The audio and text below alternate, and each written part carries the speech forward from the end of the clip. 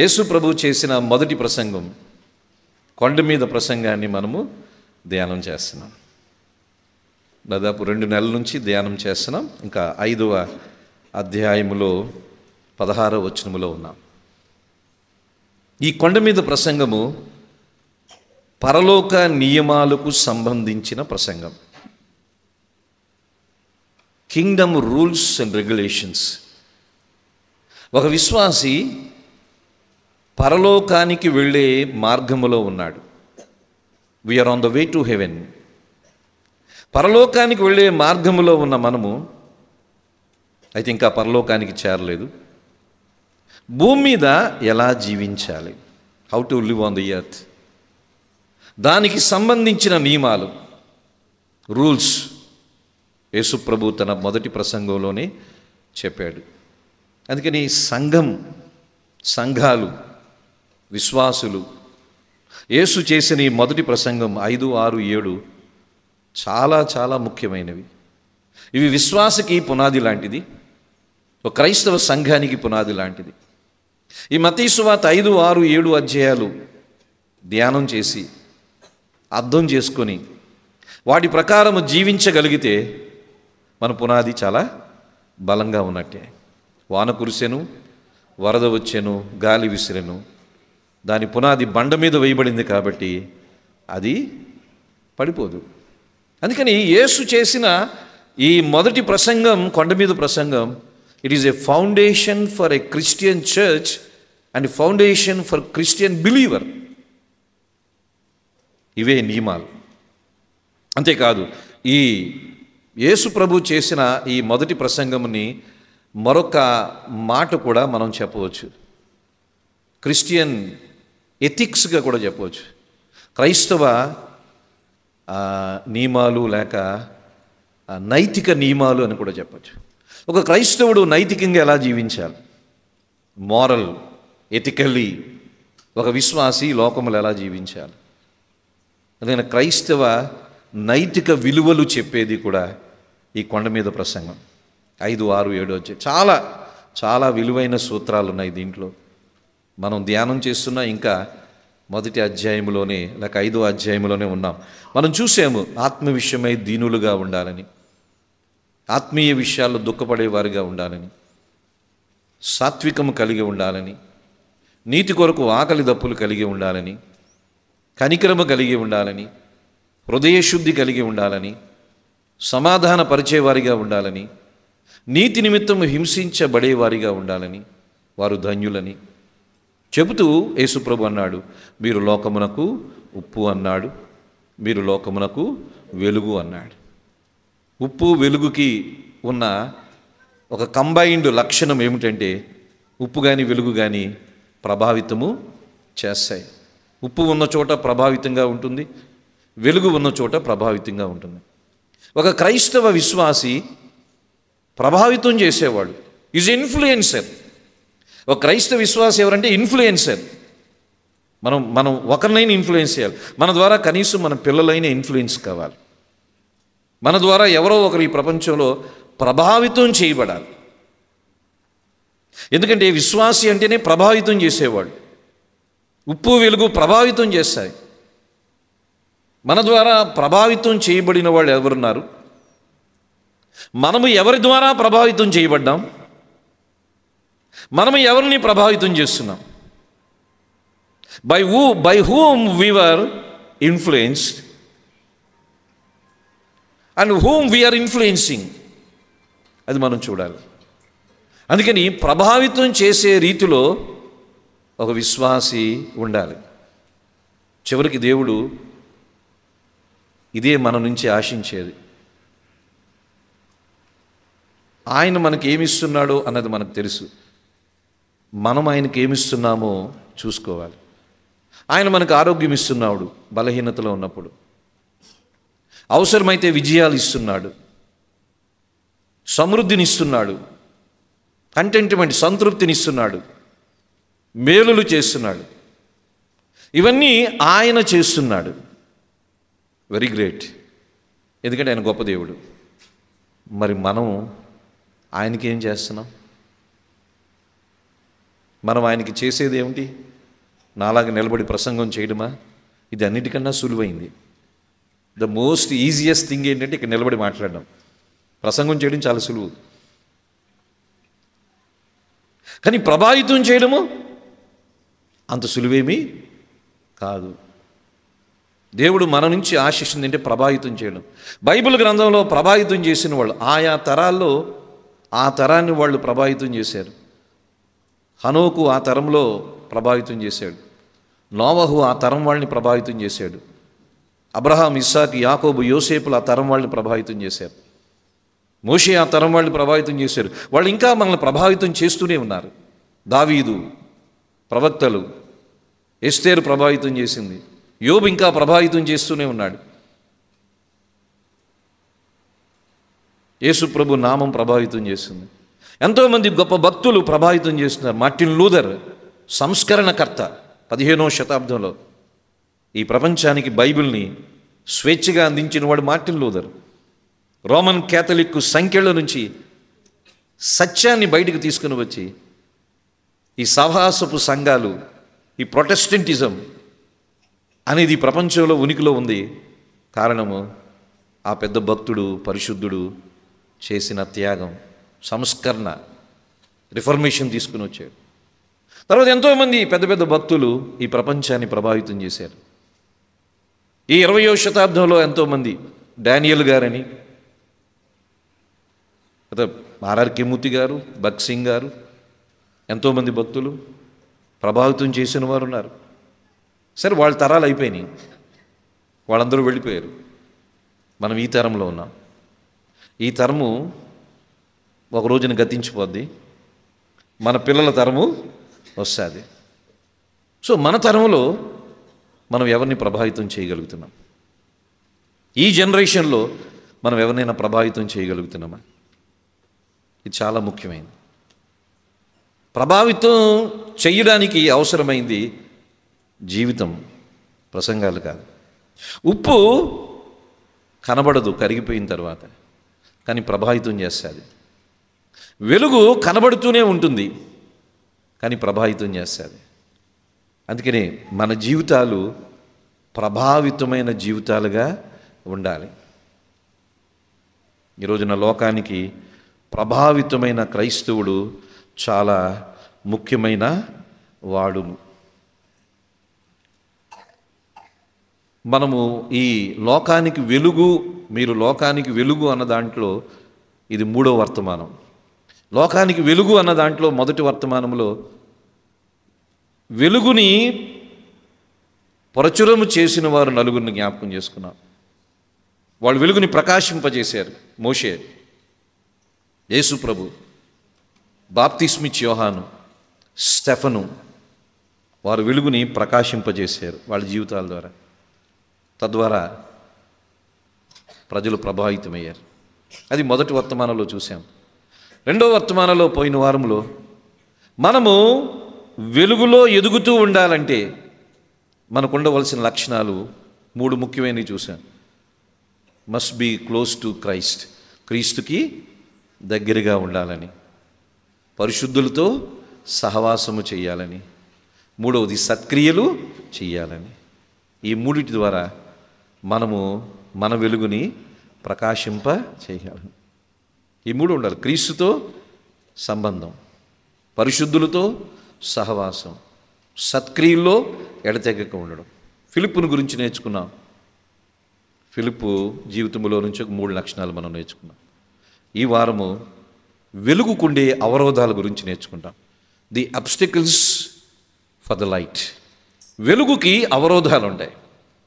ఇప్పుడు ఇంత లైటింగ్ ఉంది మన దగ్గర, ఆ లైట్కి అడ్డంగా ఒక పేపర్ పెట్టామనుకోండి, ఆ లైట్కి అడ్డంగా ఒక కట్టెను పెట్టామనుకోండి, వెలుగు ప్రకాశిస్తుందా? ప్రకాశించదు. లైట్ వెలుగుతూనే ఉంటుంది, కానీ లైట్ ద్వారా వెలుగు రాదు. ఎందుకంటే లైట్ నుంచి వచ్చే వెలుగుకి కొన్ని అవరోధాలు ఉన్నాయి. ఒక గుడ్డు కప్పేసిన యేసు ప్రభు దాని గురించి ఏమన్నారో చూడండి.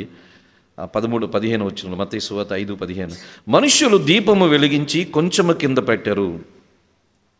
అంటే దీపం వెలిగిస్తాము, కొంచెము కింద ఎక్కడో ఎవరికి కనబడిన దగ్గర వెలుగు.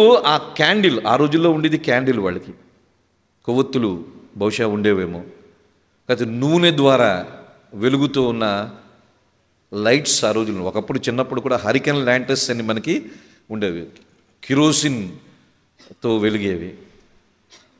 ఆ రోజుల్లో ఏవో కొవ్వొత్తులు లాంటివి ఉండేవి. అది వెలిగించి కొంచెం కింద, టేబుల్ క్రింద, మంచం కిందో పెట్టరు, అక్కడ అది వెలుగుతూనే ఉంటుంది. అదేం ఆరిపోదు, అది వెలుగుతూనే ఉంటుంది, కానీ వెలుగు బయటికి కనబడదు. అందుకని అది కనబడాలంటే ఆ కింద పెట్టరు. అది ఇంట నుండి వారికి అందరికీ వెలుగిచ్చుటకై దీపస్తంభు, ల్యాంప్ స్టాండ్ అంటాం. ఆ రోజుల్లో దీపస్తంభాలు ఉండేవి. హరికెన్ ల్యాంటర్కి అయితే నాకు గుర్తుంది, ఎక్కడో ఒక ఇంటికి వసారాకి ఎక్కడో ఉంటుంది, హుక్ తగిలించి హరికెన్ ల్యాంటర్ అక్కడ పెడతాం. అప్పుడు ఆ గది అంతటికి కూడా లైటింగు వస్తుంది. అందుకని వెలుగు ఇచ్చే ఆ వస్తువు, ఆ క్యాండిల్, అది వెలుగుతూ ఉన్న ఆ వెలుగు కనబడకుండా ఉండేటట్టుగా ఆటంకాలు, అవరోధాలు ఉంటే అది వెలుగుతూ ఉన్న ప్రయోజనము లేదు. So what are those obstacles? వెలుగు ప్రకాశింపకుండా ఉండే అవరోధాలేంటి? తర్వాత యేసు ప్రభు అంటున్నాడు కదా, మీరు కొండ మీద నుండి పట్టణము మరుగై ఉండనేరదు. కొండ మీద పట్టణం ఉంటే కింద ఉన్న వాళ్ళు అందరికీ కనబడుతుంది, అందరికి కనబడుతుంది. సో వెలుగు అనేది అందరికీ కనబడే రీతిలో ఉండాలి అనేది దేవుని యొక్క ఉద్దేశం. Light from A hill, light in a house. కొండ మీద ఉండే వెలుగు, ఇంటిలో ఉండే వెలుగు. రెండు వెలుగుల గురించి. లైట్ ఫ్రమ్ ఏ హిల్, ఆ కొండ మీద ఉండే ఆ లైట్ హౌస్. మీరు లైట్ హౌస్ ఎక్కారో లేదో నాకు తెలియదు, నేను లైట్ హౌస్ ఎక్కాను, లైట్ హౌస్ లోపలికి వెళ్ళాను, చూశాను. ఎందుకంటే నేను భీమునిపట్నంలో ఉండేవాడిని, దాదాపు 12 సంవత్సరాలు అక్కడే ఉన్నా. మాకు లైట్ హౌస్ సముద్రం పొడ్డును కాబట్టి లైట్ హౌస్కి వెళ్ళాం. ఆ లైట్ హౌస్ 20-30 కిలోమీటర్లు ఉన్న ఓడలకు కూడా రాత్రులు లైట్ కనబడుతుంది. ఇక్కడ ఒక ఒడ్డు ఉంది, ఇక్కడ ఒక రేవు ఉందని తెలియడానికి లైట్ హౌస్ నైట్ లైట్, అది గ్యాస్తో పనిచేసేది. ఇప్పుడు కూడా ఉన్నట్టుంది అది లైట్ హౌస్. అది చాలా ఎత్తుగా ఉంటుంది, చాలా దూరం వరకు లైట్ అలా రొటేట్ అయ్యేది. అద్దాలు తిరుగుతూ ఉండేవి, లైట్ ఇలాగే ఉండేది, కానీ అద్దాలు తిరగడం ద్వారా లైట్ తిరుగుతున్నట్టుగా మాకు అనిపించేది ఆ లైట్ హౌస్. సో కొండ మీద ఉండేది అందరికీ కనబడుతుంది, ఇంటిలో ఉండేది కొందరికే కనబడుతుంది. దేవుడు అంటున్నాడు, కొండ మీద ఉండే లైట్ ఫ్రమ్ ఏ హిల్, కొండ మీద ఉండే ఇల్లులాగా, లైట్ లాగా మనం ఉండాలి. లైట్ ఇన్ ఏ హౌస్, ఇంట్లో ఉండే వెలుగులాగా కూడా మనము ఉండాలి. అలాగే స్ట్రీట్ ల్యాంప్స్ కూడా ఉన్నాయి, వీధుల్లో ఉండే వెలుగులాగా కూడా మనము ఉండాలి. అయితే వెలుగుకి అవరోధాలు ఏమిటి? వెలుగుకి అవరోధాలు, వెలుగుకి అవరోధాల గురించి చెప్పక మునుపు దేవుడు బైబిల్లో చీకటిని దేంతో పోల్చాడో మనం చూడాలి. ఎందుకంటే వెలుగుకి ఎప్పుడు శత్రువు ఎవరు? చీకటి, అంధకారం. దేవుడు వెలుగై ఉన్నాడు, సాతానుడు ఎవరై ఉన్నారు? చీకటి. సాతానుని, అపవాది క్రియల్ని చీకటితో, అంధకారంతో దేవుడు పోల్చాడు. చూడండి, కొలస్సీలకు రాసిన పత్రిక 6వ అధ్యాయంలో మనము ఎవరితో పోరాడుతున్నాము అన్నది అక్కడ మనము చూసాం. ఎఫెసీలకు రాసిన పత్రిక 6వ అధ్యాయము 12వ వచనం. Ephesians chapter 6:12. ఏలయనగా మనం పోరాడునది శరీరులతో కాదు, కానీ ప్రధానులతోనూ అధికారులతోనూ ప్రస్తుత అంధకార సంబంధులకు చాలు అంధకార సంబంధులు, లోకనాథులు అంటే ప్రైమ్ మినిస్టర్స్ అని కాదు. వాళ్ళు సాతాను సమూహానికి సంబంధించిన హైరార్కిజం అంటాం, సాటాన్ హైరార్కిజం అంటాం. సాతానులో కూడా పెద్దోడు చిన్నోడు ఉంటారు, దేవదూతల్లో కూడా పెద్దోడు చిన్నోడు ఉన్నట్టుగానే సాతానులో కూడా ఉంటాడు. నేను కొన్నిసార్లు బైబిల్ స్టడీలో చెప్పడం జరిగింది. సాతానంలో కూడా ఒక లీడర్ ఉంటాడు, లీడర్ కింద కొంతమంది ఉంటారు, వాడి కింద కొంతమంది ఉంటారు. వీళ్ళందరూ రకరకాల స్థితిగతుల్లో, ఒక బ్యాంకులో manager, cashier, head cashier, accountant, క్లర్కులు, అటెండర్లు ఉన్నట్టుగానే సాతాను దాంట్లో కూడా రకరకాల స్థాయిల్లో ఉంటారు. సాతానికి దేవుడు పెట్టిన పేరంటే వాడని చెల్లి అంధకార సంబంధముగు లోక నాదులు అంటున్నాడు. అంతేకాదు, కొరింథీయులకు రాసిన రెండవ పత్రిక 11వ అధ్యాయము 14వ వచనం. కొరింథీ రెండో పత్రిక 11వ అధ్యాయము 14వ వచనం. ఇది ఆశ్చర్యము కాదు, సాతాను తానే వెలుగుదూత వేషము ధరించుకుని, చాలా జాగ్రత్తగా ఉండండి, సాతాను వెలుగుదూత వేషము ధరించుకున్నాడంట. అంటే వెలుగుదూత వేషం ధరించుకోకపోతే సాతాను ఎవరు? వేషంలో వెలుగుగా ఉన్నాడు, కానీ బేసిక్గా ప్రాథమికంగా వాడెవడు? చీకటి. వెలుగుదూత వేషం వేస్తాడు. వేషం అంటే యాక్షన్ అన్నమాట. వాడొక యాక్టర్. సాతానుడు చీకటి, వాడు అంధకారానికి సంబంధించిన వాడు. కానీ వాడు ఎలాగొస్తాడంటే వెలుగు దూత వేషము ధరిస్తాడంట. అంటే దూతల్లాగే వస్తాడు. కానీ సాతానుడు ఎవరంటే వాడు అంధకారానికి సంబంధించిన వాడు. వాడు చీకటి మనిషి. చీకటి అన్నదానికి వాడిని మనం గుర్తుగా చెప్పవచ్చు. అందుకని వెలుగు అంటే దేవుడు, చీకటి లేక అంధకారం అంటే అపవాది అని చెప్పవచ్చు. ఈ వెలుగుకి చీకటికి మొదటి నుంచి ఏం జరుగుతుంది? యుద్ధము జరుగుతూనే ఉంది. అనగా అపవాదికి సాతానికి యుద్ధం జరుగుతూనే ఉంది. దేవుడు మనల్ని వెలుగుగా ఉండమన్నాడు. మరి వెలుగుకి మూలము దేవుడు, చీకటికి మూలము అపవాది. అంటే దేవుని సంబంధమైన కార్యాలు మనం చేస్తే అది వెలుగు సంబంధము, చీకటి సంబంధమైన కార్యాలు ఉంటే అది సాతాను సంబంధము. ఎఫెసీయులకు రాసిన పత్రిక 5వ అధ్యాయం, ఎఫెసీయులకు రాసిన పత్రిక 5వ అధ్యాయం 8వ వచనం. మీరు పూర్వమందు చీకటి అయి ఉంటుంది. చాలమ్మా, పూర్వం మీరెవరు? చీకటి. Once upon a time your darkness అంటాడు. మనము యేసు ప్రభు నమ్మక మునుపు, అంటే రక్షణ అనుభవంలోనికి మనం రాక మునుపు మనం ఎవరమి? చీకటి. We are dark. చీకటి సంబంధీకులమి, చీకటి అయి ఉన్నాం. మనం చీకటిలో ఉన్నాం, అంతే కదా, మనమే చీకటి. రక్షణ పొందక ముందు చీకటిగా ఉన్నాం. కానీ ఇప్పుడు ఎవరైనా ఉన్నాం? ఇప్పుడైతే ప్రభువునందు వెలుగాను. సో ఒకప్పుడు నేను చీకటే, ఒకప్పుడు అందరము చీకటే. కానీ ఇప్పుడు యేసు ప్రభులు ఏమైనా వెలుగే అన్నాం. సో ఒకప్పుడు చీకటికి సంబంధించిన క్రియలు ఉన్నాయి. ఒకప్పుడు చీకటి అంటే ఒకప్పుడు అపవాది చేతిలో ఉన్నాం. ఇప్పుడు ప్రభువు చేతిలో ఉన్నాము కాబట్టి వెలుగుగా ఉన్నాం. అందుకని మనం వెలుగుని ప్రకాశింప చేసినప్పుడు మనం ప్రకాశిస్తూనే ఉంటాం, కానీ వెలుగుకి అవరోధాలు చాలా ఉంటూ ఉంటాయి. ఈ అవరోధాల వల్ల మన వెలుగు ఇతరులకి కనబడదు. చిన్నప్పుడు హరికెన్ లాంటర్లు మసి వస్తే ఆ హరికెన్ లాంటి నేను కూడా శుభ్రం చేసినవాడిని.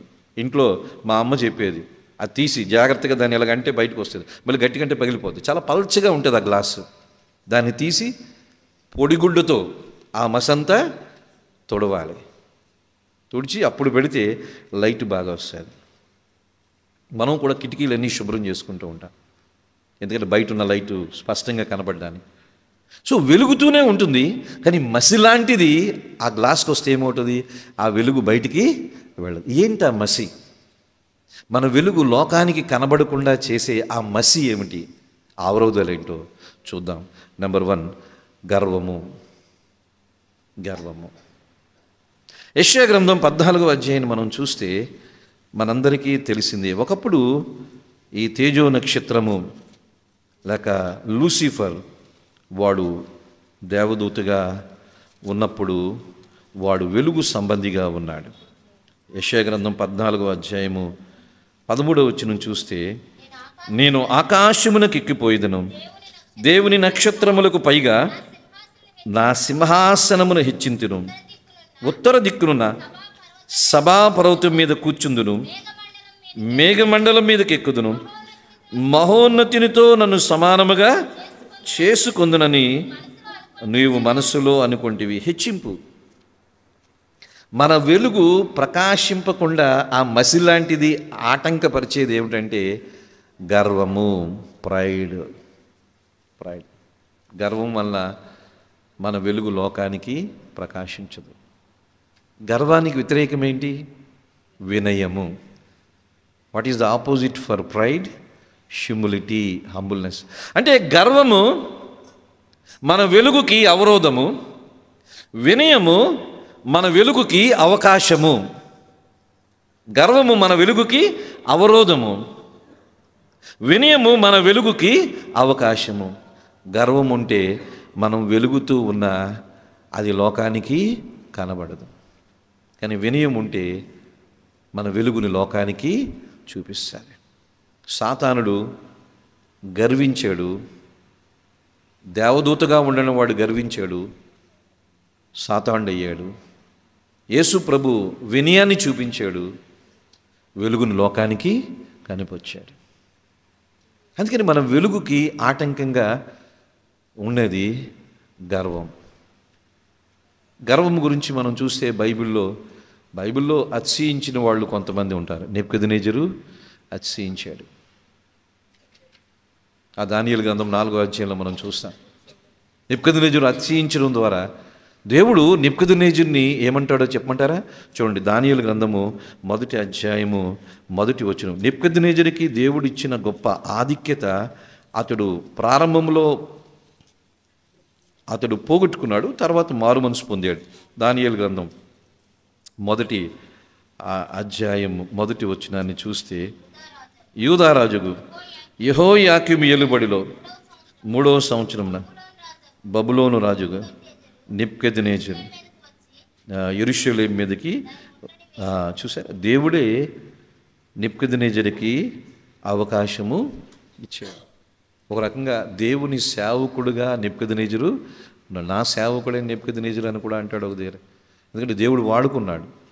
ఎందుకు వాడుకున్నాడంటే ఇజ్రాయేలు ప్రజలకి బుద్ధి చెప్పడానికి దేవుడు నెబుకద్నెజరుని వాడుకున్నాడు. కానీ గర్వించాడు. 7 సంవత్సరాలు పశువుగా మారాడు, తర్వాత మారు మనసు పొందాడు. అందుకని గర్వం ఆ వ్యక్తిని చీకటిగా మార్చింది. ఇక యేసు ప్రభుని విశ్వసించిన భక్తుల్లో మనం చూసినట్లయితే పేతురు గర్వించాడు. ఏమంటాడు? నిన్ను ఎరుగనని నేను ఎప్పుడు బొంకను అంటాడు. అది ఒక రకమైన అతిశయంతో కూడిన మాట. కానీ అతడు పడిపోయాడు, 3 సార్లు పడిపోయాడు. వెలుగుగా ఉండవలసిన పేతురు ఆ అన్యజనుల మధ్య కూర్చున్నాడు. యేసు ప్రభుని పట్టుకుని ఆ సమాజ మందిరపు అధికారులతో కూర్చున్నాడు. వాళ్ళ దగ్గర నిలబడ్డాడు, వారి దగ్గర కూర్చున్నాడు, వారితో కలిసిపోయాడు. వెలుగుగా ఉండవలసిన పేతురు ఆ సందర్భంలో ఏమయ్యాడు? చీకటి అయ్యాడు. ఎందుకంటే తను అతిశయించాడు. నేను ఎక్కడ పడిపోతాను, నేను పడే అవకాశమే. మనం ఆత్మీయ జీవితంలో స్పిరిచువల్ ప్రైడు ఉండకూడదు, ఫిజికల్ ప్రైడు ఉండకూడదు. భౌతికంగా మనము ఏ విషయంలోనే అతిశయించకూడదు, ఆధ్యాత్మికంగా ఏ విషయంలో అతిశయించకూడదు. భౌతికంగా దేవుడు ఎన్నో ఇవ్వచ్చు, మనకి పేరు ప్రఖ్యాతులు ఇవ్వచ్చు, దాన్ని బట్టి మనం అతిశయించకూడదు. అందుకే అంటాడు మొదటి తిమోతికి రాసిన మొదటి పత్రిక 6వ అధ్యాయం 17వ వచనములో, ఇహమందు ధనవంతులైన వారు గర్విష్ఠులు కాక అంటాడు. ఇహమందు ధనవంతులైన వారు అంటే ఈ లోకములో ధనవంతులైన వారుగా ఉండొచ్చు. యేసుప్రభుని నమ్మిన వాళ్ళు కోటీశ్వర్లు చాలామంది ఉన్నారు. యేసుప్రభుని నమ్మిన వారు మిలియనీర్స్ ఉన్నారు, బిలియనీర్స్ ఉన్నారు, పెద్ద పెద్ద ఫ్యాక్టరీస్ కలిగిన వాళ్ళు ఉన్నారు. తప్పేమీ కాదు, దేవుడు దీవిస్తే అంత ఉన్నతమైన స్థాయిలో ఉండడం తప్పేది. కానీ ప్రభు ఏమంటున్నాడంటే, ఇహమందు ధనవంతులైన వారు గర్విష్ఠులుగా, don't be pride of your riches, గర్విష్ఠులు కాక అస్థిరమైనందు ధనమునందు నమ్మిక ఉంచగా సుఖముగా అనుభవించుటకు ధారాళముగా ఇచ్చిన దేవుని యందే. అంటే గర్వం, ధనవంతులుగా ఉండొచ్చు. అందుకని భౌతికంగా మనం ఎక్కడా అతిశయించడానికి వీలు లేదు. దేవుడు ఐశ్వర్యం ఇచ్చినప్పుడు, ఆరోగ్యం ఇచ్చినప్పుడు, పిల్లలు బాగా డెవలప్ అవుతున్నప్పుడు, వస్తు వాహనాలు బాగా పెరుగుతున్నప్పుడు, మనకు మంచి పేరు ప్రఖ్యాతులు వస్తున్నప్పుడు, ఒక చెట్టు ఫలములతో బాగా నింపబడిన తర్వాత అది బాగా వంగుతుందంట. ఏ ఫలములు లేని చెట్టే ఇలాగుంటుందంట, ఫలములతో నిండిన చెట్టు ఇలాగుంటుందంట. అంటే దేవుడు మనల్ని దీవించే కొలది వంగుతూ ఉండాలి. ఫలములతో దేవుడు దీవించే కొలది వంగుతూ ఉండాలి. ఇహమందు ధనవంతులైన వారు గర్విష్ఠులు కాక. అందుకని భౌతిక సంబంధమైన అతిశయం పిల్లలను బట్టి కానీ, అర్హతలను బట్టి కానీ, పొజిషన్స్ని బట్టి కానీ, దేన్ని బట్టికైనా మనం అతిశయిస్తే ఏమి లేదు, ఒక మసి లాంటిది. అది మన వెలుగు లోకానికి చూపించలేం. అదొక మసి లాంటిది, అదొక అవరోధం. అలాగే ఆత్మీయ స్థితిలో కూడా ఎప్పుడు స్పిరిచువల్ ప్రైడ్ అనేది ఉండకూడదు. సంఘాన్ని బట్టి అతిశయించకూడదు, వాక్య జ్ఞానాన్ని బట్టి అతిశయించకూడదు, తలాంతులు బట్టి అతిశయించకూడదు. తేజో నక్షత్రము లూసిఫర్ అతిశయించడానికి, గర్వించడానికి గల కారణం ఏంటంటే వాడు తలాంతులు కలిగిన వాడు. యెహెజ్కేలు గ్రంథం 28వ అధ్యాయంలో మనం చూస్తాం. వాడు పిల్లను గ్రోవుని ఊదుతూ ఉండేవాడంటే. వాడు అభిషేకించబడిన కెరూబు అని రాయబడి ఉంది. తలాంతులను బట్టి అతిశయించకూడదు, వాక్య జ్ఞానాన్ని బట్టి అతిశయించకూడదు, మనకున్న క్రైస్తవ అనుభవాన్ని బట్టి అతిశయించకూడదు, ఆధ్యాత్మిక విషయాల్లో అతిశయించకూడదు, భౌతిక విషయాల్లో అతిశయించకూడదు. Pride is an obstacle for our light to shine. మన వెలుగు ప్రకాశించకుండా ఉండన నెంబర్ 1 అవరోధం ఏంటంటే మన గర్వమే. చాలా వరకు క్రైస్తవులు ఈ రోజున బాగానే దేవుడు దీవించాడు. అయితే దీవెనలు పెరిగే కొలది దేవునికి దూరం అవుతున్నారు. దీవెనలు పెరిగే కొలది దేవునికి దూరం అవుతున్నారు. అది ఎప్పుడూ మంచిది కాదు. చెట్టులాగే అది ఎదుగుతూ ఫలిస్తూ ఉన్నప్పుడు ఇంకా వినయం కలిగి ఉండాలి. అందుకని గర్వము వెలుగు ప్రకాశింపడానికి అవరోధము, వినయము వెలుగు ప్రకాశించడానికి అవకాశము. యేసుప్రభు వినయం కలిగిన వాడు, పౌలు వినయం కలిగిన వాడు, భక్తులందరూ వినయం కలిగిన వాళ్ళు. చాలామంది, నాకు తెలిసిన వాళ్ళు చాలామంది ఉన్నారు, మీకు తెలిసిన వాళ్ళు చాలామంది ఉన్నారు. వాళ్ళు వచ్చి చెప్పే వరకు అమ్మో వీళ్ళు ఇంత పెద్ద పొజిషన్లో ఉన్నవాళ్ళ అని తెలియదు. ఒక దగ్గర ఒక మీటింగ్కి వెళ్తే ఆయన చీఫ్ ఇంజనీర్, ఆయన ఎలక్ట్రికల్ డిపార్ట్మెంట్లో చీఫ్ ఇంజనీర్, 5 జిల్లాలకు అధికారి, పొట్టిగా ఉంటారు. ఏదో క్రిస్మస్ మెసేజ్కి ఒకసారి రమ్మంటే వెళ్ళారు. 5 జిల్లాలకు అధికారి ఈ ఎలక్ట్రికల్ డిపార్ట్మెంట్ ఒక వింగ్కి. ట్రాన్స్కోకి ఆయన అధికారి, మంచి బిలీవర్. ఆయన డైరెక్ట్గా కాంట్రాక్ట్ చేసేది, చీఫ్ మినిస్టర్ డైరెక్ట్గా కాంట్రాక్ట్ చేస్తారు ఆయన్ని, ఎందుకంటే చీఫ్ ఇంజనీర్ ట్రాన్స్కోలో. ఆయన చీఫ్ ఇంజనీర్ అని చెప్పే వరకు ఆయన చీఫ్ ఇంజనీర్ అని ఎవరికీ తెలియదు. చాలా హంబుల్ మ్యాన్. ఇంకా ఉన్నారు ఈ విజయవాడ రీజియన్లో, గుంటూరు జోన్లో ఆయన చేస్తున్నారు. అలాగే నాకు తెలిసిన, మీకు తెలిసిన వాళ్ళు చాలామంది ఉన్నారు. మనము దేన్ని బట్టి కూడా అతిశయించకూడదు. హ్యూమిలిటీ ఉన్నప్పుడే మన వెలుగు లోకానికి వెళ్తుంది. మనం గర్విస్తున్నామంటే, అతిశయిస్తున్నామంటే దేన్ని బట్టి అయినా మన వెలుగుకు మనమే అవరోధము. అందుకని వెలుగుకు అవరోధం ఏంటంటే నెంబర్ 1 ప్రైడ్. వెలుగుకు అవకాశం ఏంటంటే వినయము. రెండవది వెలుగుకి అవరోధము కంఫర్ట్, సుఖభోగములు. వెలుగుకు అవరోధము సుఖభోగములు, కంఫర్ట్ జోన్ అంటాం. వెలుగుకు అవరోధము సుఖభోగములు. అంటే సుఖంగా ఉండడం తప్పేమీ కాదు. మన వెలుగు లోకానికి ప్రకాశింప చేయాలంటే, నెహెమ్యా గ్రంథాన్ని మీరు చూసినట్లయితే అన్నీ చెప్పను కానీ, నెహెమ్యా ఆ కాలములో అర్తహషస్త రాజుగా ఉన్నాడు. ఆ నెహెమ్యా రాజుకి గిన్నె అందించేవాడుగా ఉన్నాడు. బహుశా టిఫిన్ ఇచ్చేవాడేమో, కాఫీ ఇచ్చేవాడేమో. చాలా హైయెస్ట్ పొజిషన్ నెహెమ్యా.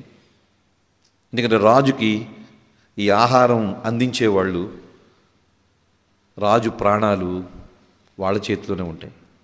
నెహెమ్యా యూదుడు, బబులోన్లో పుట్టాడు. అర్తహషస్త రాజు మాదీ పారసీకుడు, అన్యుడు. ఒక అన్యరాజు ఒక యూదుడిని గిన్నె అందించే పొజిషన్లో ఉంచారు. సాధారణంగా ఆ పొజిషన్ ఇస్తారా? ఏ జాతోళ్ళు ఆ జాతికి ఇచ్చుకుంటారు, ఏ కులస్తులు ఆ కులస్తులకు ఇచ్చుకుంటారు. యూదుడైన నెహెమ్యాకు ఒక అన్యరాజు అయిన అర్తహషస్త తనకి అనుదినము గిన్నెని, పాత్రని అందించే ఉద్యోగులు ఇచ్చాడు. అంటే ఎంత నమ్మకస్తుడిగా ఉండకపోతే ఉంటాడు.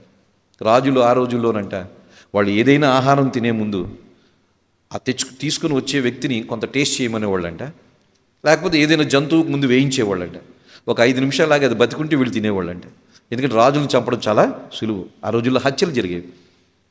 అంత నమ్మకంగా ఉండే నెహెమ్యా రాజుకి గిన్నె అందించేవాడంటే చూడండి, ఒక ప్రైమ్ మినిస్టర్కో ప్రెసిడెంట్కో ఇంట్లో వంటలు చేసేవాళ్ళు ఎంత పవర్ఫుల్, చీఫ్ మినిస్టర్స్ కన్నా పవర్ఫుల్. అటువంటి వ్యక్తి ఒకరోజు తెలిసింది ఆయనకి, ఇదిగో మా పితరులు ఉండే పట్టణం యెరూషలేము ప్రాకారములు కూలిపోయినవి, గుమ్మములు కాలిపోయినవి. ప్రాకారములు కూల్చేశారు, గుమ్మాలు కాల్చేశారని సమాచారం విన్నాడు.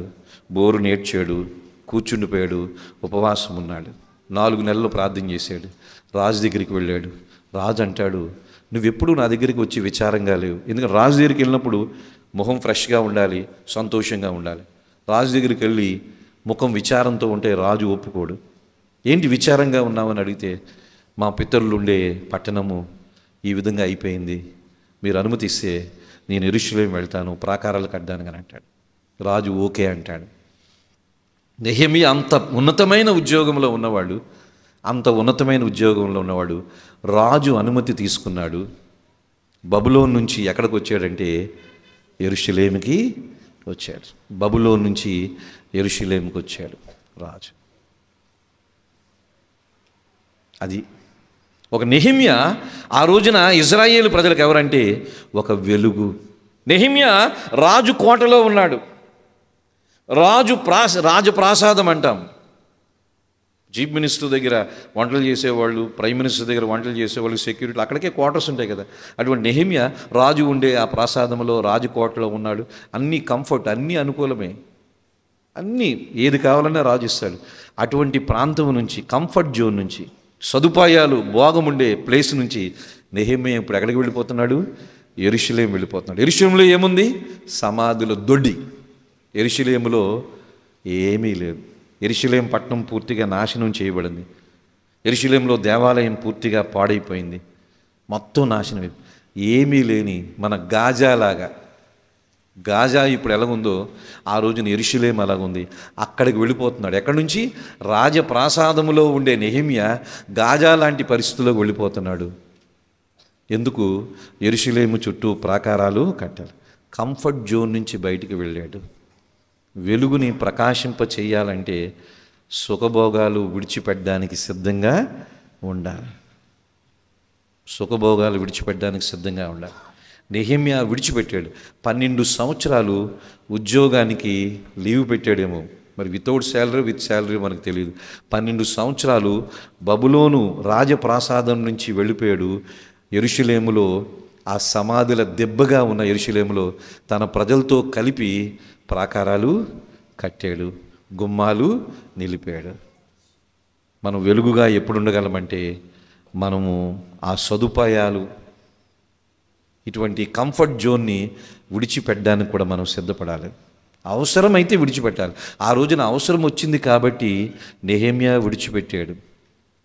నెహెమ్యా కాదు, ఎజ్రా విడిచిపెట్టాడు, జెరుబ్బేలు విడిచిపెట్టాడు, మోషే కూడా విడిచిపెట్టాడు కదా. మోషే కూడా 40 సంవత్సరాలు రాకుమారుడిగా పెరిగాడు. ఏది పట్టుకున్న బంగారమే ఫరోల్లో. కానీ ఆ కంఫర్ట్ జోన్ని, ఆ సదుపాయాలు, ఆ భోగాన్ని విడిచిపెట్టి, అందుకని హెబ్రీ 11:23-24 ఉంటుంది, ఐగుప్తు ధనము కన్నా క్రీస్తు విధమైన విషయమైన నింద గొప్ప భాగం. ఐగుప్తు ఐశ్వర్యాన్ని విడిచిపెట్టాడు, ఐగుప్తు పేరు ప్రఖ్యాతులు విడిచిపెట్టాడు, ఐగుప్తు సుఖభోగాల్ని విడిచిపెట్టాడు. ఇంత విడిచిపెట్టాడు. మోషేకి ఏమిచ్చాడు దేవుడు? ఏమిచ్చాడు? పెద్ద మెడల్ ఇచ్చాడా? 120 సంవత్సరాలు మెడలే కాదు, కనీసం కనానులో కూడా ఎంటర్ అవ్వడానికి దేవుడు అవకాశము ఇవ్వలేదు. ఆ పర్వతం మీదకి ఎక్కించాడు, ఇక్కడ నుంచి చూడు అన్నాడు, అంతే. అయితే తర్వాత దేవుడు భాగ్యం ఇచ్చాడు, రూపాంతర కొండ మీదకి మోషేతో పాటు ఆయన వచ్చాడు. కంఫర్ట్ జోన్ను విడిచిపెట్టాడు. ఇది యేసుప్రభుని నమ్ముకుంటే కంఫర్ట్ జోన్ అంటే, ఈరోజు క్రిస్టియానిటీ ఎట్లా అయిపోయిందంటే, యేసుప్రభుని నమ్ముకుంటే కంఫర్ట్ ఇస్తాడు, యేసుప్రభుని నమ్ముకుంటే ఐశ్వర్యం వస్తుంది, యేసుప్రభుని నమ్ముకుంటే అంత విజయాలే, అపజయాలు ఉండవు, యేసుప్రభుని నమ్ముకుంటే అంత అభివృద్ధి, ఆశీర్వాదము, అంతా మేలులే. అంటే ఇది కంఫర్ట్ జోన్ని వీళ్ళు ప్రకటన చేస్తున్నారు. మరి వీళ్ళు వెలుగుగా ఎలాగుంటారు? వెలుగుగా ఉండలేరు. Comfort zone. భక్తులందరూ, David Livingstone doctor, by profession doctor, England దేశస్థుడు, భార్య పిల్లలు అందరూ ఉన్నారు. వదిలేసాడు, ఆఫ్రికా ఖండానికి వెళ్ళిపోయాడు, చీకటి ఖండానికి వెళ్ళిపోయాడు. చీకటి ఖండానికి కంఫర్ట్ని విడిచిపెట్టాడు, ఆఫ్రికాకి వెళ్ళిపోయి తెల్లోడు నల్లగా మారిపోయాడంట. ఒక రోజున ఇంటికి వచ్చేటప్పటికి భార్య అందంట, నువ్వెవరివి అని అందంట. ఎందుకంటే తెల్లోడు నల్లగా మారిపోయాడు.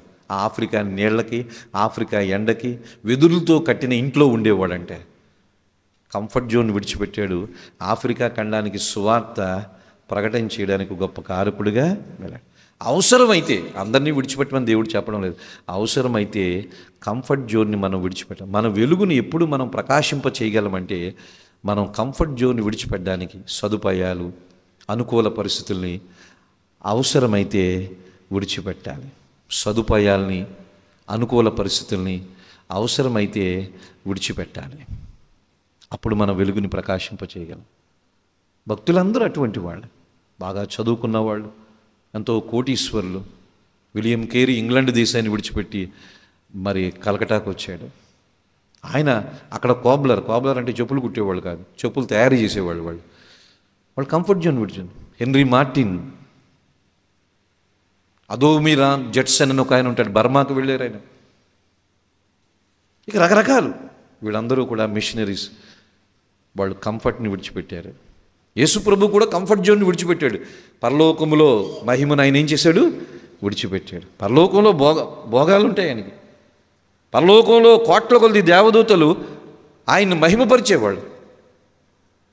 పరలోకంలో ఉన్న ఆ భోగాన్ని, ఆ మహిమను, ఆ అధికారాన్ని విడిచిపెట్టి రిక్తుడు అంటే ఈ ఎంప్టీడ్ హిమ్సెల్ఫ్ అంటాం, ఆయన ఖాళీగా వచ్చాడు. ఆయన కంఫర్ట్ జోన్ని విడిచిపెట్టాడు. అందుకని క్రైస్తవ్యం అంటే దేవుడు ఇస్తే కంఫర్ట్ జోన్లో ఉంటాం, కానీ దేవుడు కొన్నిసార్లు మనల్ని ఈ అనుకూల పరిస్థితుల నుంచి, కొన్ని భోగముల నుంచి కొన్నిసార్లు బయటికి రమ్మని చెప్తే తాత్కాలికంగానైనా రావడానికి సిద్ధపడ. కంఫర్ట్ జోన్ నుంచి బయటకు వచ్చేవాళ్ళే వెలుగుని ప్రకాశింప చేయగలరు. మనకి 2 చినుకులు పడితే చాలు చర్చి మానేయడానికి గొప్ప అవకాశం అది కదా. 2 చినుకులు పడితే చాలు, అది భారీ వర్షం పరవలసిన పని అంటే ఏదో ఒకటి చర్చి మాడడానికి చిన్న రీజన్ ఉంటాయి. చినుకులు పడ్డాయి, చెట్లు మీద తల మీద ఏమైనా చెట్లు పొలిస్తే కొన్నిసార్లు ఏముంది, కొంత తడిస్తే ఏముంది, ఏం జలుబు వస్తుందేమో, అదేం కాదు కదా. ఉద్యోగాలు మానం కదా, మనం రెయిన్ కోట్స్ వేసుకెళ్తాము, లేకపోతే సంచులు తగిలించేసుకుని వెళ్ళిపోతారు కదా. సంచులు తగిలించుకుని మందిరానికి రావచ్చు, తప్పేముంది. కానీ మందిరం మారడానికి ఏదో చిన్న అవకాశం దొరకాలి. ఏంటి అవకాశం? చినుకులు పడ్డాయి. అబ్బా అంటే చెప్పుకోవడానికి ఏదో ఒకటి ఉండాలి కానీ కంఫర్ట్ జోన్, మందిరంకి రావడానికి కంఫర్ట్ జోన్ విడిచిపెట్టడానికి మనం ఇష్టపడిపోతే మనం వెలుగుని ఇంకేం చూపిస్తాం? సత్యం కొరకు చిన్న చినుకులు పడితే మందిరం మానేసేవాళ్ళు ఉన్నారు. ఇది క్రైస్తవ్యం అనాలా ఏమనాలో నాకు అర్థం కాదు. వీళ్ళు క్రైస్తవులే? ఎవరు చెప్పారు? వాళ్ళు ఎన్ని మెట్లు నాకు తెలియదు, కానీ కొన్ని వేల మెట్లు ఉంటాయి. ఎక్కడం ప్రారంభిస్తే 1-2 గంటలో పడుతుంది, 3 గంటలు పడుతుంది, ఒక పూట పడుతుందేమో. ఎందుకంటే మధ్య మధ్యలో ఆగుతూ ఉండాలి కదా. అక్కడికి వెళ్తున్నారు. కొంతమంది కాకినాడ నుంచి వస్తున్నారు, రావులపాలెం నుంచి వస్తున్నారు, చెప్పులు లేకుండా సాక్సులు వేసుకొని కాళ్ళు ఇలాగ ఎత్తుతూ అక్కడికి వెళ్ళిపోతున్నారు. ద్వారకా, తిరుమల. కంఫర్ట్ జోన్ని విడిచిపెట్టినారు. మనం కొంచెం కూడా విడిచిపెట్టడానికి ఇష్టత లేదు. మనం క్రైస్తవులు అనుకోవాలా, అన్యజనులు అనుకోవాలా, ఎవరో నాకు తెలియదు అనుకోవాలి. మన వెలుగును ఎప్పుడు ప్రకాశింపజేయగలమంటే దేవుని కొరకు చిన్న త్యాగం చేయడానికి రెడీ లేకపోతే ఇంకెందుకు?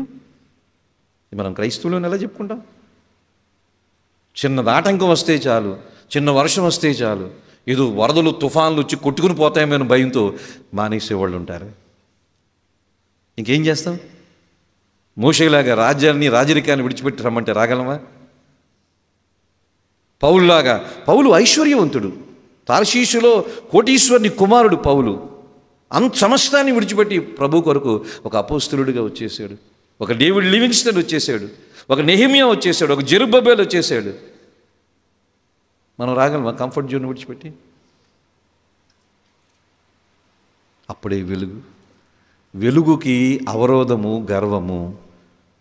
రెండవది, వెలుగుకి అవరోధము కంఫర్ట్ జోన్. అంత బాగుండాలి. సరే, అవకాశం ఉంటే అంత బాగుంటుంది, తప్పేమీ కాదు. కొన్నిసార్లు అవకాశం ఉండదు, అంతా బాగుండపోవచ్చు. రెడీయా? అప్పుడే మన వెలుగుని ప్రకాశింపజేయగలం. అప్పుడే మన వెలుగును ప్రకాశింప చేయగలం. యేసు ప్రభువే పరలోకాన్ని విడిచిపెట్టి వచ్చాడు. అందుకని అవరోధములో మొట్టమొదటిది ప్రైడ్, అవరోధములో రెండవది కంఫర్ట్, భోగభాగ్యాలు. ఎరిక్ లిడిల్ అనే పేరు వినుంటారు. ఎరిక్ లిడిల్ అంటే అతను ఒక ఒలింపిక్స్లో 100 మీటర్స్ రేసులో పాల్గొనాలి. కానీ ఆ రేసు ఆదివారం పడింది. దానికి హీట్స్ అని అంటాం, దాంట్లో ప్రిలిమ్స్ అని అంటాం. ప్రిలిమ్స్ ప్రాథమికంగా కొన్ని ఉంటాయి. అది ఆదివారం పడిందని మానేశాడు. నేను ఆదివారం ఎక్కడికి వెళ్ళాను. ఎరిక్ లిడిల్, ఆయన మీద ఒక సినిమా కూడా తీశారు. అది ప్రపంచంలోనే హిట్ మూవ్ అయిపోయింది. మీరు యూట్యూబ్కి వెళ్ళి ఎరిక్ లిడిల్, ERICLIDDLE అనుకోండి, ఎరిక్ లిడిల్ అనుకోటండి. ఇది ఇంగ్లాండ్ దేశంలో జరిగింది, మన కాలంలోనే జరిగింది. ఒలింపిక్స్లో పరిగెట్టలేదు, ఆదివారం వచ్చిందని పరుగు పందెం. దేశం అంతా గగ్గోలు పెట్టింది. దేశం అంతా నాయకులు, వాడు కోచ్లు అందరూ తిట్టారు. నువ్వు దేశానికి ప్రతినిధిగా ఉన్నావు, ఆదివారం వచ్చింది, ఒక ఆదివారం మానేసేమంది, ఒక ఆదివారం వచ్చిందని నువ్వు రన్నింగ్ రేస్ 100 మీటర్స్ అంతా కూడా మన దేశం తరపున 100 మీటర్స్ నువ్వు పరిగెడితే ఖచ్చితంగా గోల్డ్ మెడల్ నీకే అన్నట్టుగా. నేను పరిగెట్టాను అన్నాడు. సరే ఏం చేస్తావు? 200 మీటర్లు పరిగెడతాను అన్నాడు. 100 మీటర్స్కి సిద్ధపడినోడు ఇన్ని సంవత్సరాలు 200 మీటర్లకి పరిగెట్టడానికి సిద్ధపడ్డాడు. దేవుడు దాంట్లో అద్భుతంగా గోల్డ్ మెడల్ ఇచ్చాడు. తర్వాత ఏం చేశారంటే చైనాకి మిషనరీగా వెళ్ళిపోయాడు. ఎరిక్ లిడిల్ తర్వాత చైనాకి మిషనరీ, గోల్డ్ మెడల్, ఒలింపిక్లో గోల్డ్ మెడల్ కొట్టినోడు చైనాకి మిషనరీగా వెళ్ళిపోయి, అప్పుడు రెండో ప్రపంచ యుద్ధం 1939-45 రెండో ప్రపంచ యుద్ధ కాలంలో చైనాలో POK అంటే ప్రిజనర్స్ ఆఫ్ వార్ అని అంటాం. జపానుకు సంబంధించిన వాళ్ళని ఖైదీలుగా పట్టుకుని ఆ ప్రిజనర్స్ ఆఫ్ వారు, ఆ రెండో ప్రపంచ యుద్ధం ప్రపంచం అంతా జరిగింది కదా, ఆ వార్లో గాయపడిన వాళ్ళకి వెళ్ళి వాళ్ళని ఆదరించేవాడు ఎరిక్ లిడిల్. చివరికి చైనాలో ఒక మిషనరీగా ఉండిపోయాడు. చాలా పేదరికంలో చనిపోయాడు. ఒలింపిక్లో గోల్డ్ మెడల్ కొట్టిన ఎరిక్ లిడిల్ ఒక పేదవాడిగానే చనిపోయాడు. మీరు చూడండి, గూగుల్లోకి వెళ్ళి ఎరిక్ లిడిల్ అనుకుంటుంది, ఒక మిషనరీగా వెళ్ళిపోయాడు. సిటీ స్టడ్ గురించి మీకు తెలుసు కదా. సిటీ స్టడ్ ఇంగ్లాండ్లోనే పెద్ద క్రికెటర్. తను చాలా కోటీశ్వరుడు అంట. చైనా మిషనరీ సంస్థలకు ఆస్తి అంతా రాసిచ్చేసాడంట. సరే మనమేం రాయమని చెప్పడం లేదు, అంటే కంఫర్ట్ జోన్ నుంచి కొంత బయటపడడానికి మనం వెలుగు, మీరు లోకానికి వెలుగు అన్నాడు. మన వెలుగుని ప్రకాశింప చెయ్యాలి. మన వెలుగు ప్రకాశింపకుండా ఉండే ఆటంకాలు ఉన్నాయి. ఒకటి ప్రైడ్, రెండవది కంఫర్ట్. వాళ్ళు బయటకు వచ్చారు. ఒకవేళ దేవుడు ఎప్పుడైనా మీకు మాట్లాడి, మీకు కనబడి, నేను నీ కొరకు ఇంత చేశాను కదా, నా కొరకు ఏమైనా త్యాగం చేసో ఉన్నావో చెప్పు అని అంటే ఏం చెప్తాం? నేను నీ కొరకు ఇంత త్యాగం చేశాను, పరలోకం నుంచి భూమి మీదకి వచ్చాను, 33 సంవత్సరాలు జీవించాను, శిలువలో మరణించాను, సమాధి చేయబడి తిరిగి లేచాను, నీకు రక్షణ ఇచ్చాను, నీకు పరలోకానికి వీసా ఇచ్చాను, పరలోకానికి అర్హుడుగా చేశాను. సరే ఇంత చేశాను, నేను నీ కొరకు ఇంత త్యాగం చేశాను. ఒక క్రిస్టియన్గా నా గురించి నువ్వు చేసిన త్యాగం ఒకటి చెప్పు అని అంటే చెప్పడానికి మన దగ్గర లేవనడం లేదు. ఏమున్నాయి? త్యాగం, సాక్రిఫైస్ ఏముంది?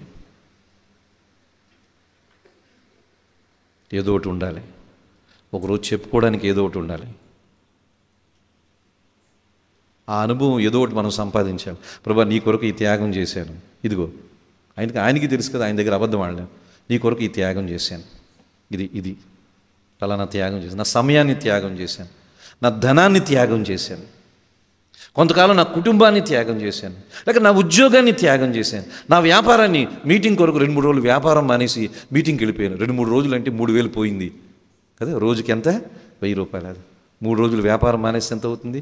లేకపోతే కూలి పని మానేస్తే ఎంత అవుతుంది? 3,000. ఇదిగో నీ మీటింగ్ కొరకు 2-3 రోజులు కూలి పనికి మానేసాను, 3 రోజులు 3,000 పోయింది అని చెప్పుకోవడానికి ఏమైనా ఉందా? ఉండాలి.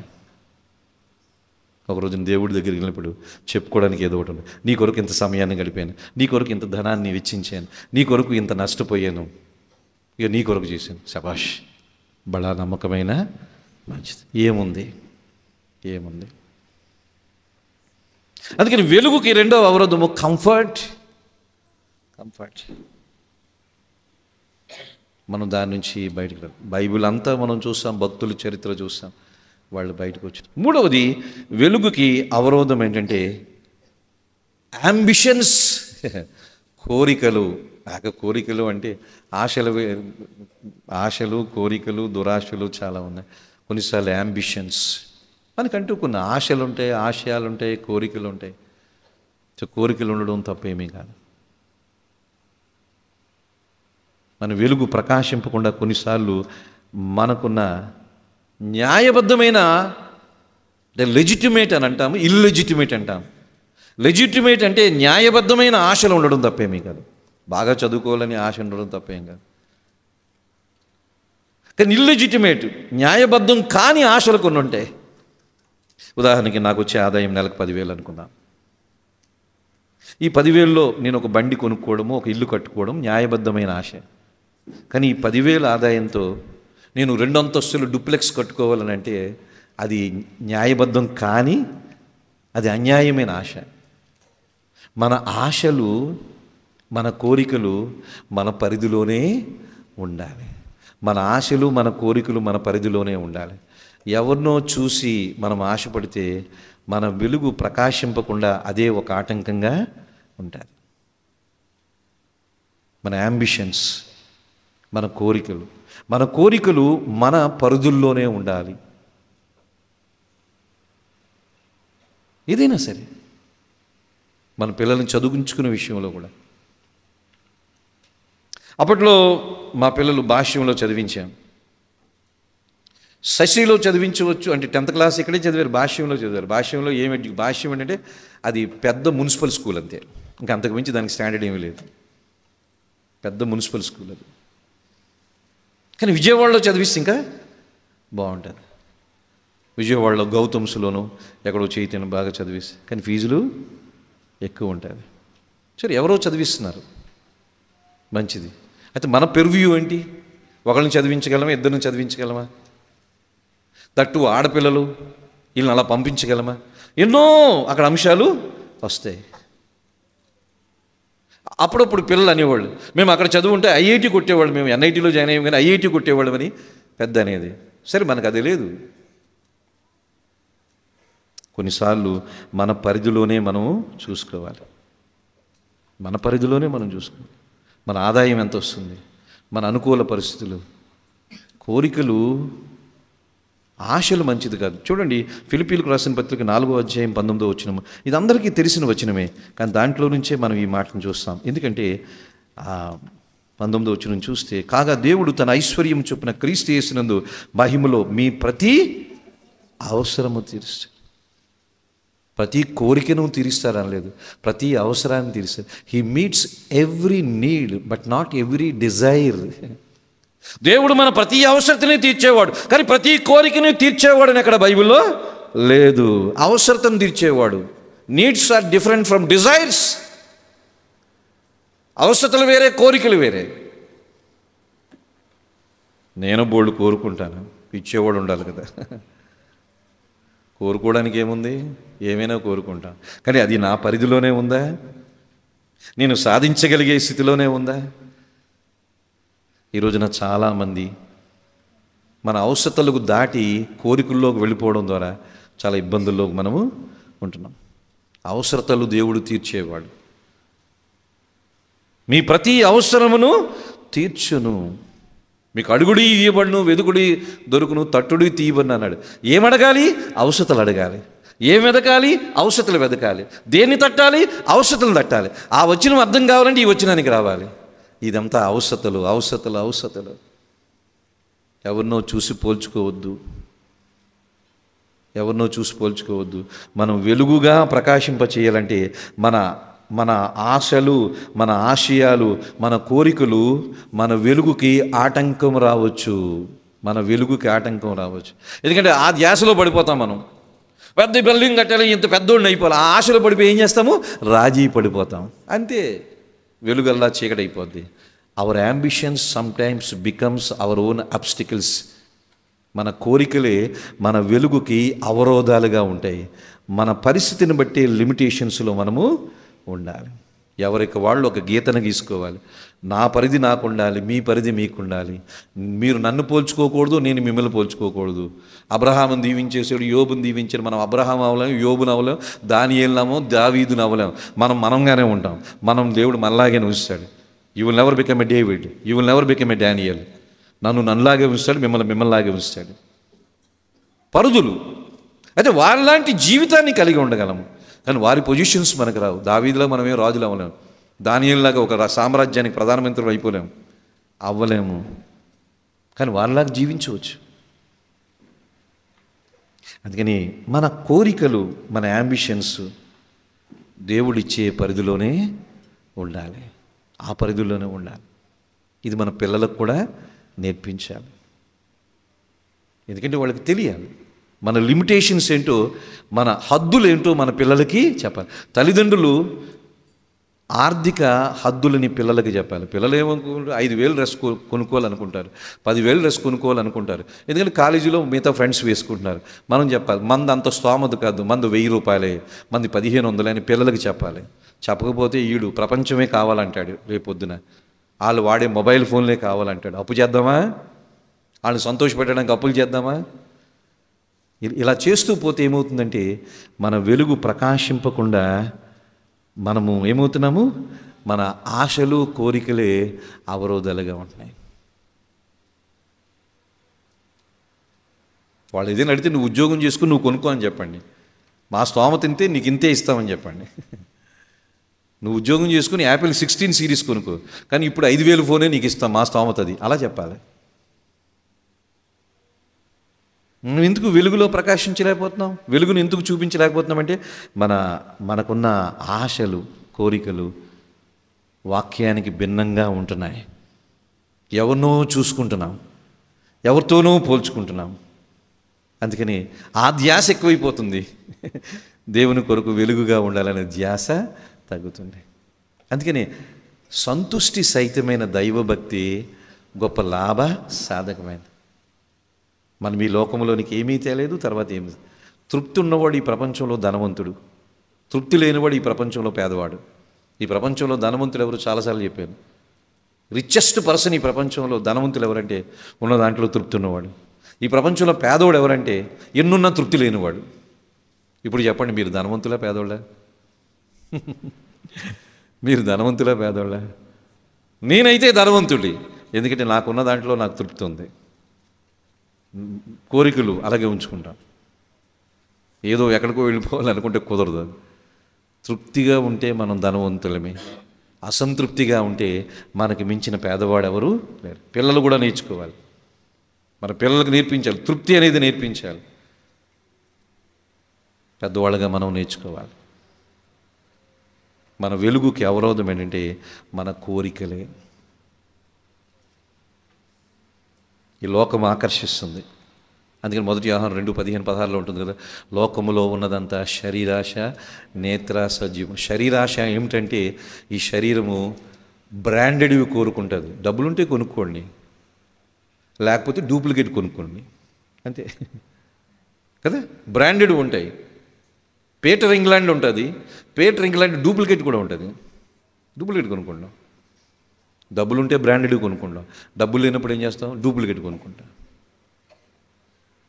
నేను యూనివర్సిటీలో చదువుతున్నప్పుడు ఎప్పుడైనా సికింద్రాబాద్ వెళ్తే సికింద్రాబాద్ రైల్వే స్టేషన్ ప్రక్కన వైట్ షర్ట్లు అమ్మేవాళ్ళు, మీకు తెలుసో తెలీదు, తెలుస్తుంది. అవి కొనుక్కొని సైజ్ చేసుకొని కుట్టించుకునేవాడిని. అంటే మేము నలుగురుమి, మా నాన్నకు వచ్చే ఆదాయం మాకు సరిపోయేది. ఇక ఏమైనా ఎక్స్ట్రా కావాలంటే కుదిరేది కాదు. చక్కగా అవన్నీ సెకండ్ హ్యాండ్వి, ఎక్కడో అమెరికా వాళ్ళు చైనా వాళ్ళు వేసుకునే సెకండ్ హ్యాండ్ తెల్లగా ఉండేవి, చక్కగా వేసుకుంటే బ్రహ్మాండంగా ఉండేది, సూపర్గా ఉండేది అని వాళ్ళు ఫ్రెండ్స్. మనం సెకండ్ హ్యాండా ఫస్ట్ హ్యాండా ఎవరికి తెలుసు, ఇలా చూడరు కదా ఎవరన్నా, ఎవరు చూడరు. మనం తృప్తి సంతుష్టి సహితమైన దైవభక్తి గొప్ప లాభ సాధకమై ఉన్నది. మనం వెలుగుని ప్రకాశించాలి అంటే మన కోరికలు ఆశయాలు they should be under control, మన స్వాధీనంలో ఉండాలి. అందుకని యాకోబు పత్రిక 1వ అధ్యాయంలో మనకు తెలుసు కదా, చెప్పి నేను ముగిస్తాను. యాకోబు పత్రిక 1వ అధ్యాయంలో ఇది కొన్నిసార్లు పాపానికి కూడా నడిపిస్తుంది. అన్కంట్రోల్డ్ డిజైర్స్ అని అంటాం. యాకోబు పత్రిక 1వ అధ్యాయము మనం చూస్తే 13వ వచనం 14వ వచనం, ప్రతి వాడును తన స్వకీయమైన దురాశల చేత ఏడవబడి మరులు గొల్పబడిన వాడు శోధింపబడును. దురాశ గర్భం ధరించి పాపము కనగా పాపం పరిపక్వమై మరణంను కనును. దురాశ, ఆశలు వేరే, దురాశలు వేరే, అవసరతలు వేరే, దురాశలు వేరే. మీ అవసరతలు దేవుని దగ్గర అడగండి. Pray for your needs, but don't pray for your luxuries. మన అవసరతల గురించి దేవుని దగ్గర ప్రార్థన చేస్తాం, భోగాల గురించి దేవుని దగ్గర ప్రార్థన చేయము. యాకోబు పత్రిక 4వ అధ్యాయం 3వ వచనం, మీరు అడిగినను మీ భోగముల నిమిత్తము వినియోగించుటకై దురుద్దేశముతో అడుగుదురు గనుక మీకేమీయూ దొరకలేదు. మీరు అడుగుతున్నారు, భోగము నిమిత్తం అడుగుతున్నారు, అందుకని మీకేమీ దొరకదు. అవసరతలు అడగండి, దేవుడు తీరుస్తాడు. పోయిన వారం చెప్పాను, అవసరమైతే విమానం అడగండి, దేవుడు ఇస్తాడు. అవసరం లేకపోతే సైకిల్ కూడా అడగదు, దేవుడు ఇవ్వడు. బిల్లీ గ్రేహం గారికి విమానం అవసరమైంది. నేను పెద్ద మినిస్ట్రీ, ఇంటర్నేషనల్ మినిస్ట్రీ ఆయన టీమే 150-200 మంది ఉండేవాళ్ళు. ప్రతిసారి ఫ్లైట్స్ బుక్ చేసుకోవడం అది చాలా కష్టం. అవసరం కాబట్టి దేవుడు ఆయనకి ఓన్ ఫ్లైట్ ఇచ్చాడు, ఆ క్రూ ఇచ్చాడు, ఆ ఎక్విప్మెంట్ ఇచ్చాడు. ఇప్పుడు ఆయన బిల్లీ గ్రేహం గారికి దేవుడు ఇచ్చాడు, నేను అడిగితే బాగుంటుందా? ఆయన లాంటి పెద్ద సేవకుండా కాదు కదా. నువ్వు బిల్లీ గ్రేహం గారికి ఇచ్చే కాబట్టి నాకు ఇవ్వనంటే నోరు మూసుకో అంటాడు. ఆయనకు అది అవసరం, నీకు అవసరం లేదు అంటాడు దేవుడు. అంతే, దట్ సార్. ఆయనకు అది అవసరం, అడిగాడు ఇచ్చాడు. నీకు అది అవసరం లేదు. మన అవసరతలు కొంతమందికి అనవసరతలు అవ్వచ్చు. నా అవసరత మీకు అనవసరం అవ్వచ్చు, మీ అవసరత నాకు అవసరం అవ్వచ్చు, మీ అనవసరత నాకు అవసరం అవ్వచ్చు. ఎందుకంటే నా అవసరతలు వేరే, మీ అవసరతలు వేరే. నా అవసరతలు వేరే, మీ అవసరతలు వేరే. మీ అవసరతలు వేరే, నా అవసరతలు వేరే. ఎవరు అవసరతలు వాళ్ళవే. ఎవరు అవసరతలు తగినట్టుగానే దేవుడు నేను అడగాలి. వాళ్ళకు ఉంది కాబట్టి నేను అడిగితే వాళ్ళకి అది అవసరం, నీకు లేదు, నీకు అది ఇది అనవసరం. నీకు అనవసరమైన అడక్కు, నీకు అవసరమైనవి అడుగు. అందుకని నాకు అవసరమైనవి నీకు అనవసరం, మీకు అనవసరం అవ్వచ్చు. మీకు అవసరమైనవి నాకు అనవసరం అవ్వచ్చు. ఎవరి అవసరతలు వారివే, ఎవరి వాళ్ళవే. కొన్నిసార్లు దురాశ గర్భం జరించి పాపం కనుక పాపం పరిపక్వం ఏం చేస్తుందంటే వాడచ్చు. అందుకని మనం వెలుగుకి అవరోధం ముందు గర్వం చూసాం స్నేహితులారా. రెండవది వెలుగుకి అవరోధము కంఫర్ట్, సుఖభోగములతో కూడిన స్థితి. దేవుడిస్తే సంతోషము, కొన్నిసార్లు బయటికి నడిపిస్తే బయటికి వస్తాం. మూడవది వెలుగుకి అవరోధము మన దురాశలు, అవసరం లేని వాటిని కోరుకోవడం, శరీరాశ, నేత్రాశ, జీవపడంబాలకు వెళ్ళిపోవడం. ఇక నాలుగవది చివరిది ఏమిటంటే వెలుగుకి అవరోధము పాపము, ఇంటర్నల్ సిన్, అంతరంగంలో ఉండే పాపం, ఇంటర్నల్ సిన్. మన రహస్య పాపము మన వెలుగు ప్రకాశింపకుండా మనకి ఆటంకంగా ఉంటుంది. అది ఏదైనా సరే మనం కన్ఫెస్ చేసుకోవాలి, దేవుని దగ్గర ఒప్పుకోవాలి, దేవుడు క్షమిస్తాడు. అంతరంగ పాపం మన వెలుగుని లోకానికి ప్రకాశింపనేది ఉండదు. మనం ఏదో చేయాలనుకుంటాం, ఏదో ఇన్ఫ్లుయెన్స్ చేయాలనుకుంటాం, ఏదో ఇన్ఫ్లుయెన్స్ చేయాలి. ఈ రోజున క్రైస్తవత్వంలో మనం చూస్తే ఏదో ఇన్ఫ్లుయెన్స్ చేయాలి, ఏదో ప్రభావితం చేయాలి, ఏదో భారతదేశాన్ని ఏదో చేయాలంటారు, కానీ అది జరగదు. ఎందుకంటే అంతరంగంలో పాపం ఉన్నంతకాలము క్రీస్తు అనే వెలుగుని లోకానికి మనము ప్రకాశింప చేయలేం. అంతరంగ పాపము మన వెలుగుకు మసి, అవరోధము. సో దాని గురించి నేను పెద్దగా వివరించడం లేదు, పాపం గురించి మనందరికీ తెలిసింది. అందుకని వెలుగుకు అవరోధములు అని చెప్పాం. నెంబర్ 1 అవరోధము గర్వము. నెంబర్ 2 అవరోధము కంఫర్ట్ జోన్, సుఖభోగములు. నెంబర్ 3 అవరోధము అవసరతలకు మించిన కోరికలు. నెంబర్ 4 వెలుగుకు అవరోధము రహస్య పాపం. కళ్ళు మూసుకుందాం, ప్రార్థన చేసుకుందాం, బల్లో పాల్గొంటాం. దేవుడు బ్రదర్ వస్తారు, మన వెలుగు ప్రకాశింప చేయాలి. Let your light shine before the world అన్నాడు. మీ వెలుగు ప్రకాశింపనీయుడి అని అన్నాడు. కానీ మన వెలుగు ప్రకాశింపనీయకుండా అవరోధాలు ఉన్నాయి స్నేహితులారా. ఏంటి అవరోధాలు? అందరికీ 4 అవరోధాలు ఉండకపోవచ్చు. కొందరి విషయంలో గర్వం అనేది అవరోధం ఉండొచ్చు. మరి కొంతమంది విషయంలో కంఫర్ట్ జోన్ విడిచిపెట్టడం అనేది ఒక అవరోధం ఉండొచ్చు. మరి కొంతమంది విషయంలో ఆశలు, కోరికలు, అవసరతలకు మించి అవరోధం అవ్వచ్చు. కొంతమంది విషయంలో అవరోధము రహస్య పాపం అవ్వచ్చు. 4 కొంతమందిలో ఉండొచ్చు, 1 ఒకరిలో ఉండొచ్చు. ఏదైనా సరే మనం వెలుగుగా ప్రకాశించాలి. వెలుగుకి అవరోధములు 4. ఈ అవరోధములు మనలో ఉండకూడదు.